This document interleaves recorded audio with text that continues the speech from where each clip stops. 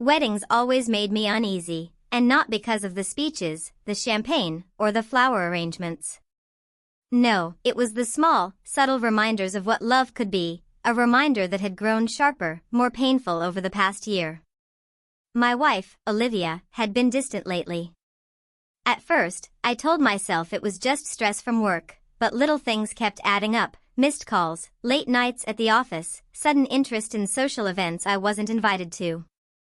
I'd tried to ignore it, but the truth has a way of revealing itself, no matter how hard you hide it. Her sister's wedding was supposed to be joyful, a celebration of love, of family. I drove with her to the venue, silently watching her laugh with friends I barely knew, noting the way she lingered on certain men longer than she lingered on me. We arrived, exchanged polite hellos, and I felt like a shadow. But I held my tongue. Weddings are supposed to be about happiness, I reminded myself. Suppress the suspicion. Enjoy the party. Dinner came and went, music played, speeches were made.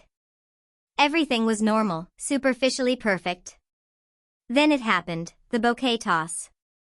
I had already seen it coming, a tradition, a silly ritual, but one that had always made Olivia's eyes light up.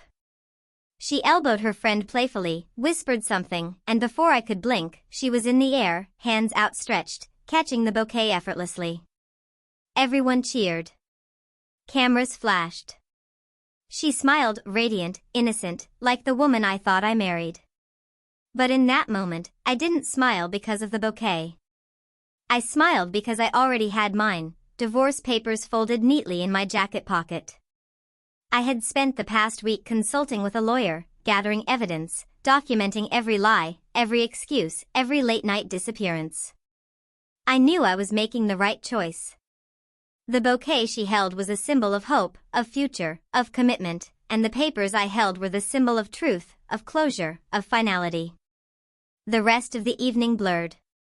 I watched her talk to our friends, laugh with people I didn't know, flirt. I don't know if it was intentional or unconscious, but I could see it all now, without the haze of denial clouding my mind. My hands remained folded around the papers, calm but steady, and when she came back to my side, glowing with excitement from her catch, I slid the envelope into her clutch without a word. She didn't notice immediately. She was too busy showing everyone the bouquet, posing for photos, joking about being next in line for marriage, as if she hadn't already promised that title to me. The night went on. Drinks were poured, laughter erupted, music swelled. And finally, after the dancing, when the crowd had thinned, she opened her clutch. I watched her face change in slow motion. Confusion first. Then panic. Then anger. Her eyes darted to me. I smiled calmly. No words were necessary. The silence spoke volumes. I could see the gears turning in her mind, disbelief, denial, and finally the creeping realization that this wasn't just paperwork. This was the end. "Tom, what is this?" she whispered, her voice trembling. I leaned against the wall, casually, almost detached. "Everything you've been avoiding," I said quietly. "Everything you tried to hide. I can't do this anymore. Not lies, not betrayal, not pretending that everything's fine when it's not." Tears welled in her eyes.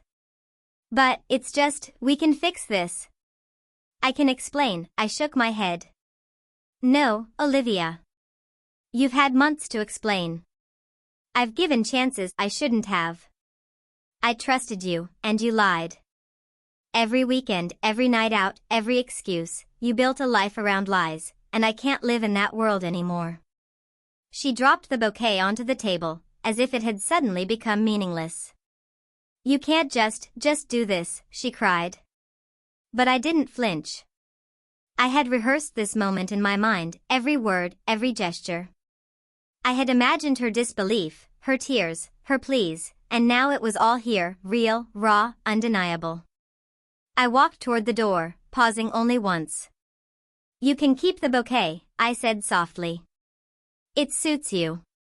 But I'm taking the rest, the life we built on illusions. I'm taking my freedom, my truth, my peace." She screamed my name, but I didn't look back. I didn't need to.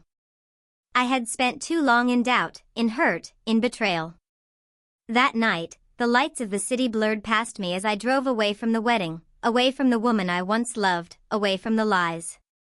The bouquet sat in her hands, a fragile, perfect symbol of love she could no longer claim. And in my hands, or rather, in her hands now, because she couldn't ignore it, were the divorce papers, a symbol of finality, of clarity, of justice. Weeks later, friends asked me how I felt. Sad, they said. Angry? But it was neither. I felt free. I felt whole. I had let go of deception and embraced reality. She could keep the bouquet, but I had reclaimed my life. And that, more than any symbol, was mine to hold. Because in the end, the bouquet was hers, fleeting, momentary, meaningless.